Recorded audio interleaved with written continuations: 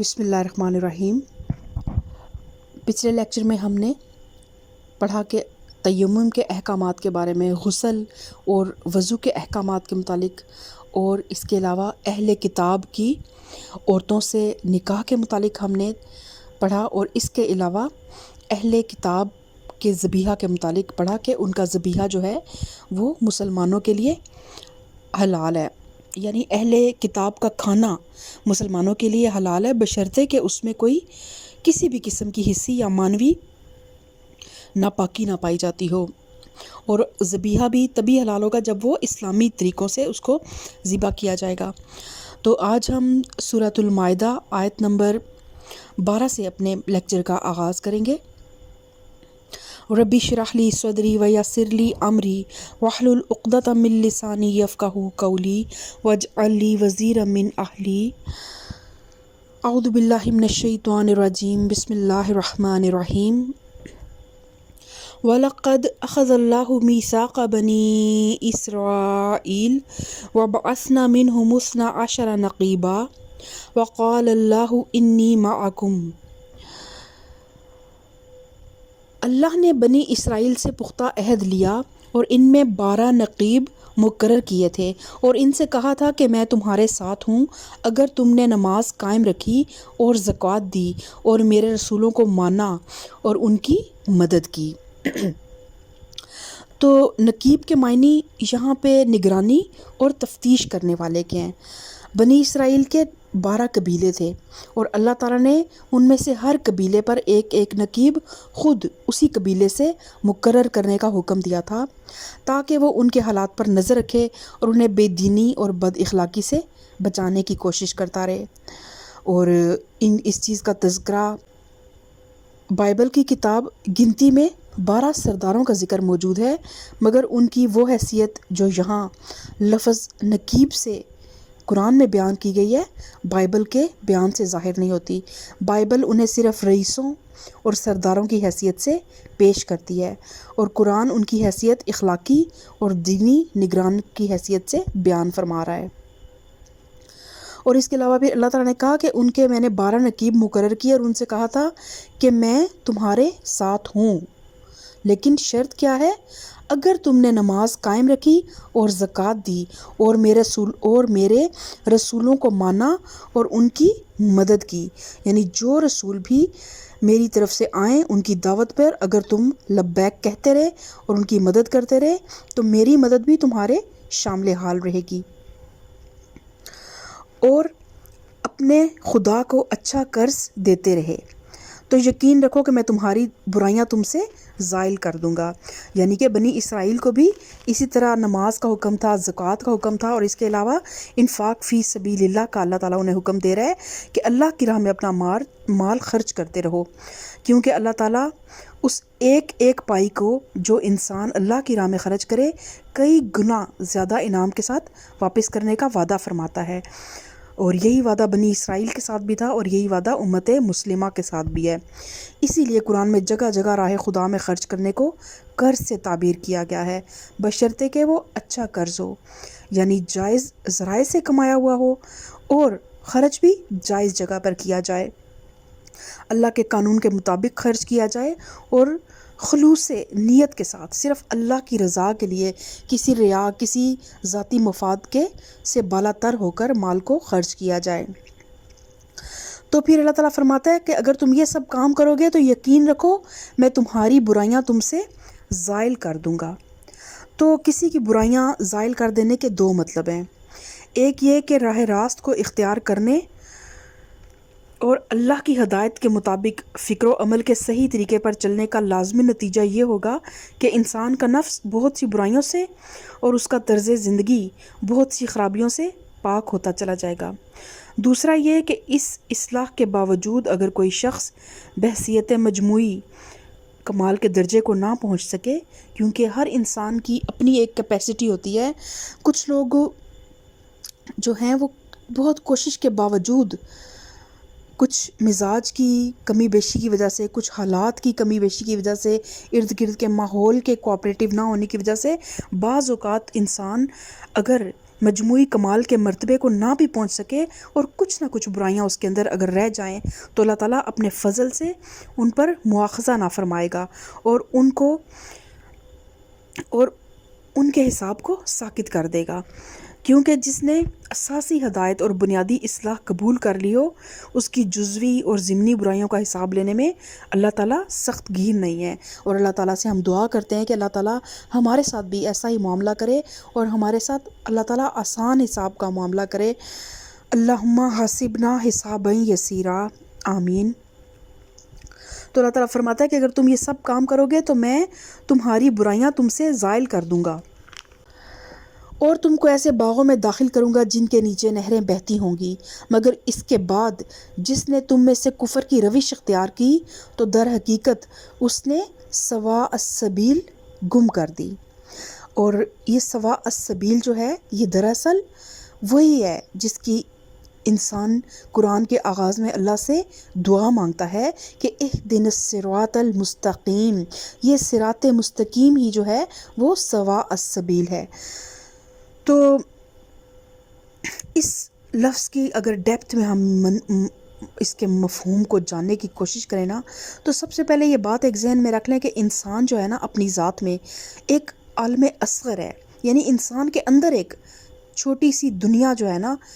آباد ہے، لیکن مکمل دنیا آباد ہے، لیکن وہ ایک عالم اصغر ہے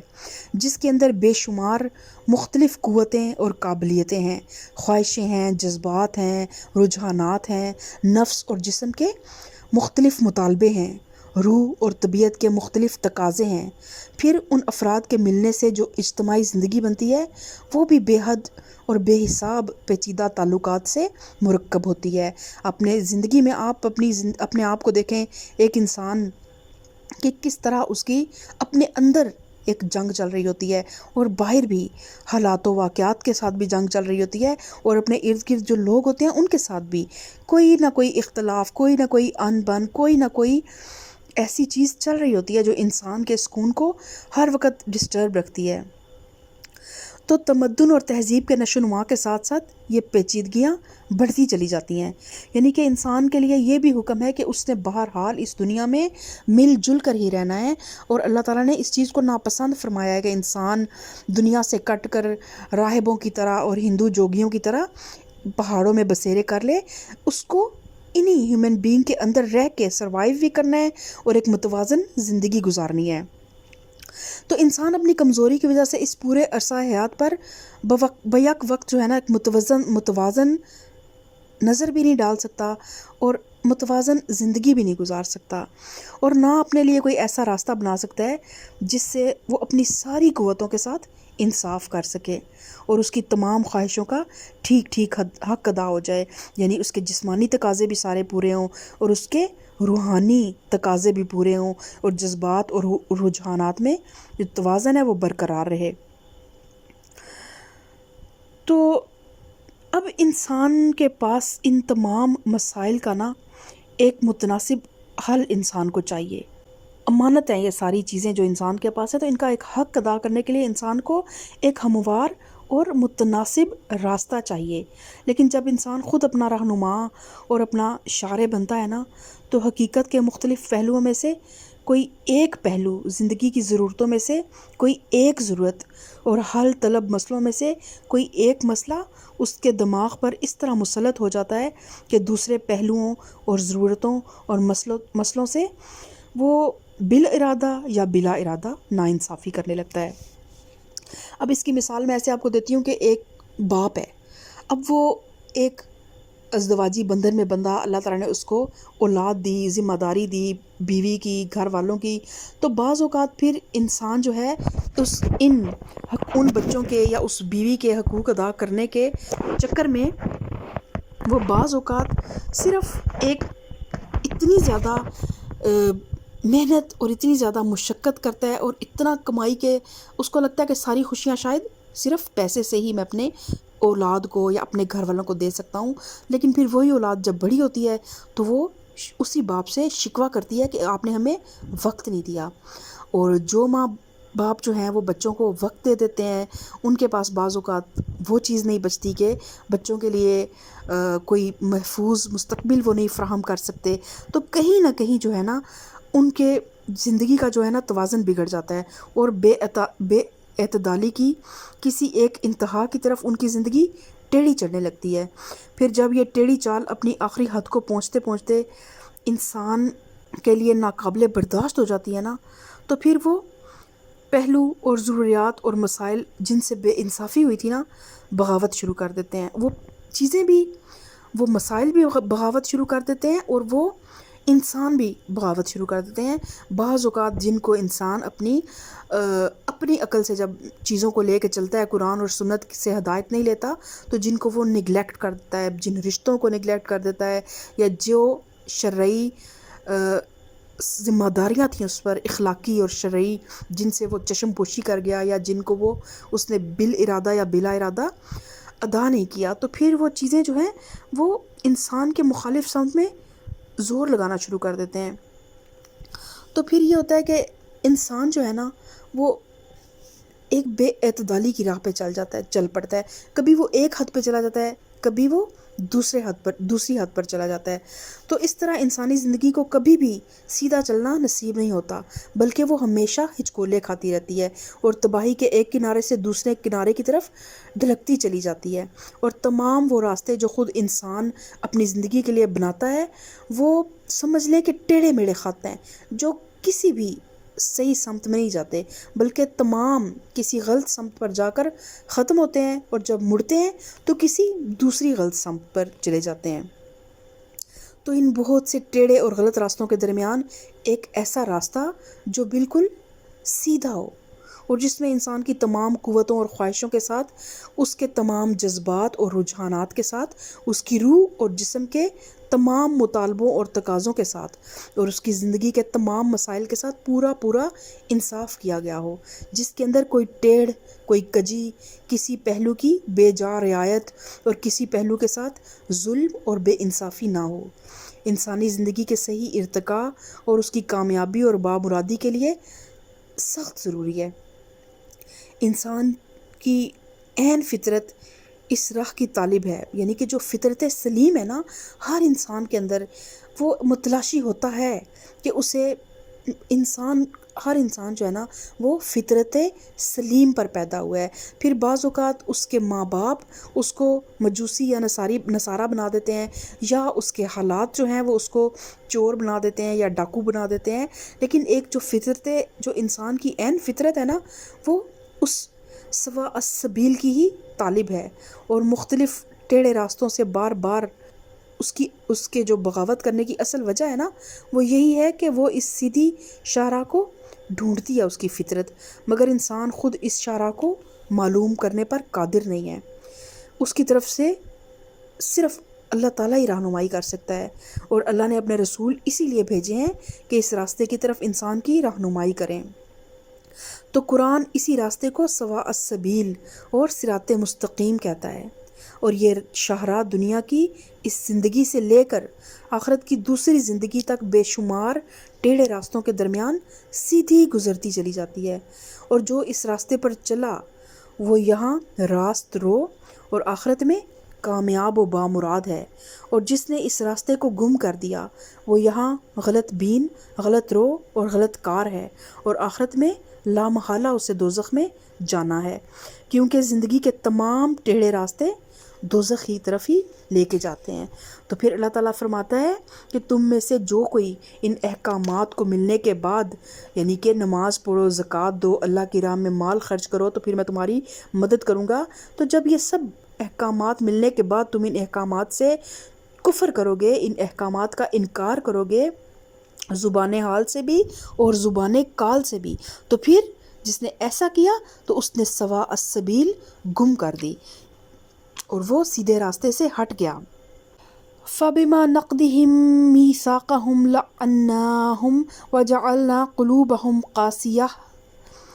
يُحَرِّفُونَ الْكَلِمَ عَن مَّوَاضِعِهِ وَنَسُوا حَظًّا مِّمَّا ذُكِّرُوا بِهِ ذکروا به ولا تزالوا تطلع على خائنة منهم إلا قليلا منهم فاعف عنهم واصفح ان اللہ يحب المحسنین۔ پھر یہ ان کا اپنے عہد کو توڑ ڈالنا تھا جس کی وجہ سے ہم نے ان کو اپنی رحمت سے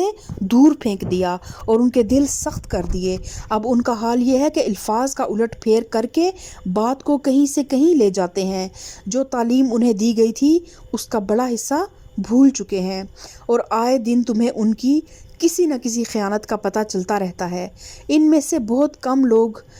اس عیب سے بچے ہوئے ہیں، بس جب یہ اس حال کو پہنچ چکے ہیں تو جو شرارتیں بھی یہ کریں وہ ان سے عین متوقع ہیں، لہٰذا انہیں معاف کرو اور ان کی حرکات سے چشم پوشی کرتے رہو۔ اللہ ان لوگوں کو پسند کرتا ہے جو احسان کی روش کرتے ہیں۔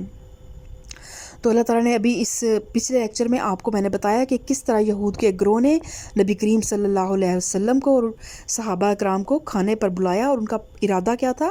کہ وہ آپ پر ٹوٹ پڑیں گے اور آپ کو شہید کر دیں گے۔ تو اللہ تعالیٰ نے بر وقت آپ صلی اللہ علیہ وآلہ وسلم کو آگاہ کر دیا، تو پھر آپ اپنے صحابہ اکرام کو لے کے وہاں سے چلے گئے۔ تو اللہ تعالیٰ پھر یہودیوں کے متعلق بتا رہا ہے کہ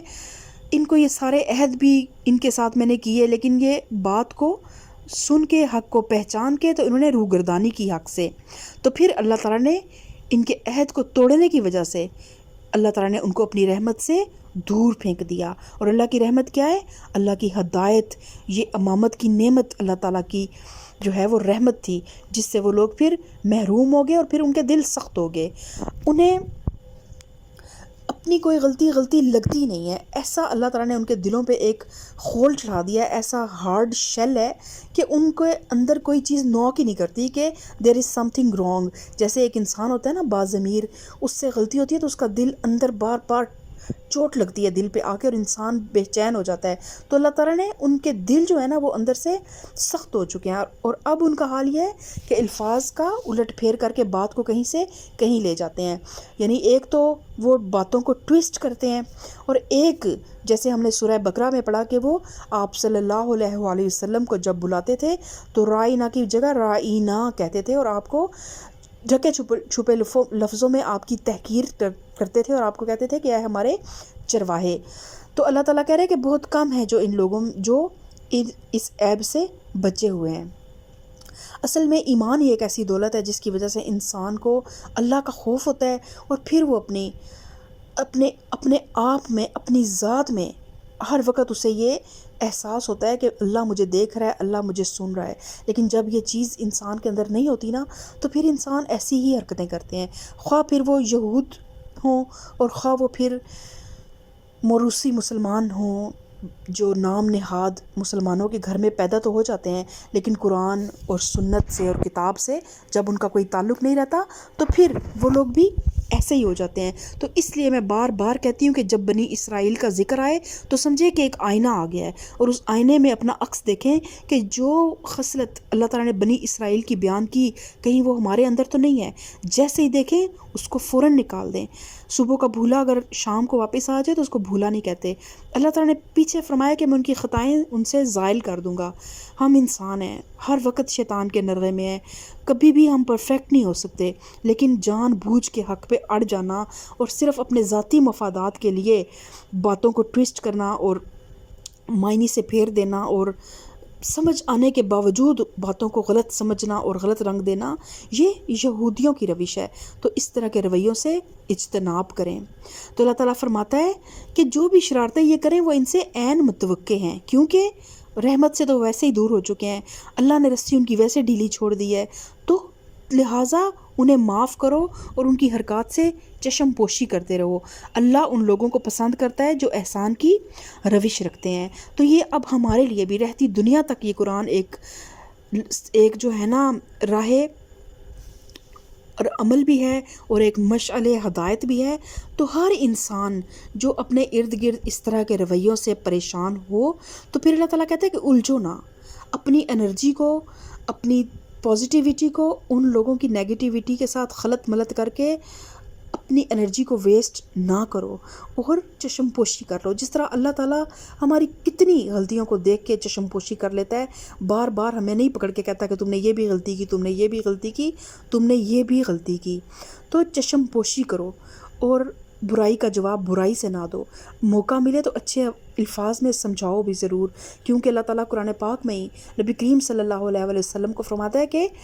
آپ نصیحت کرتے رہیں، کیونکہ ہو سکتا ہے نصیحت ان کو فائدہ دے.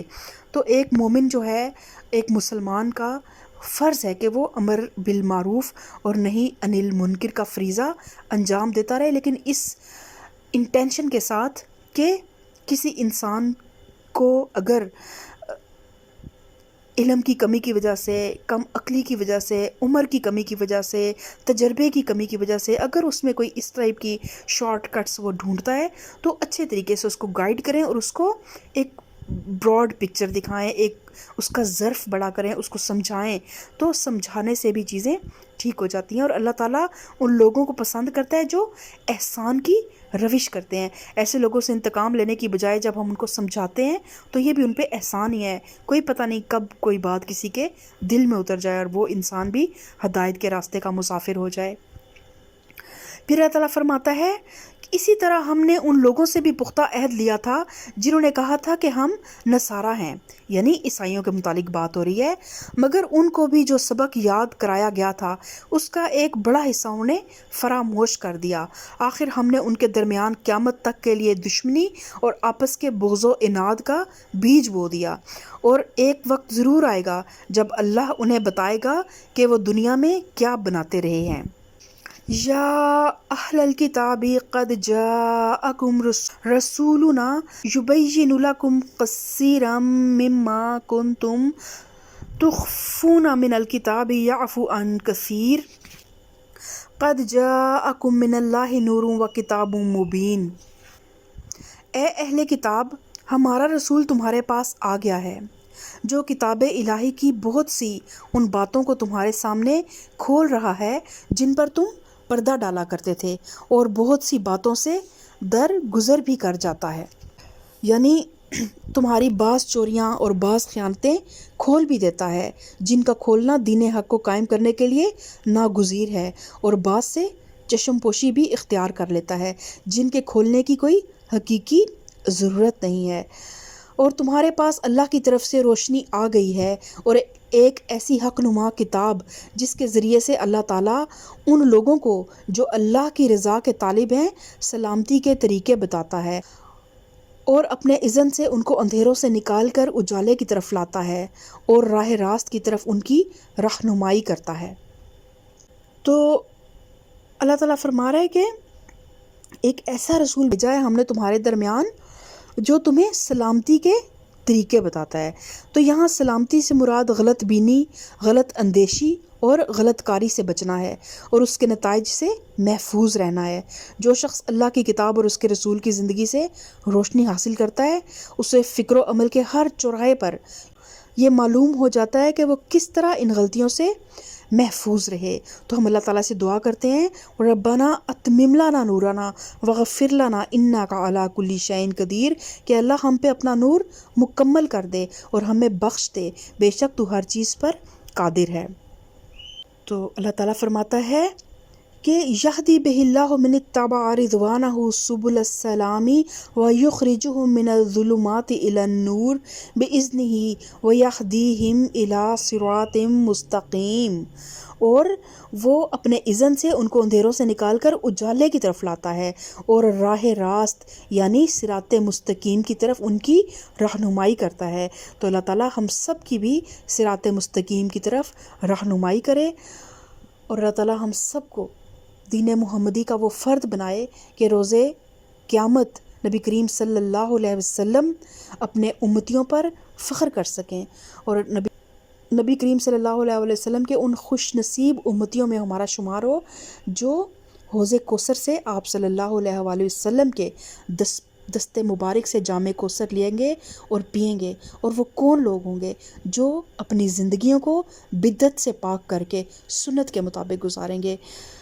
اہدنا الصراط المستقیم اہدنا الصراط المستقیم اہدنا الصراط المستقیم. سبحان ربک رب العزت عما یصفون والسلام علی المرسلین والحمد للہ رب العالمین.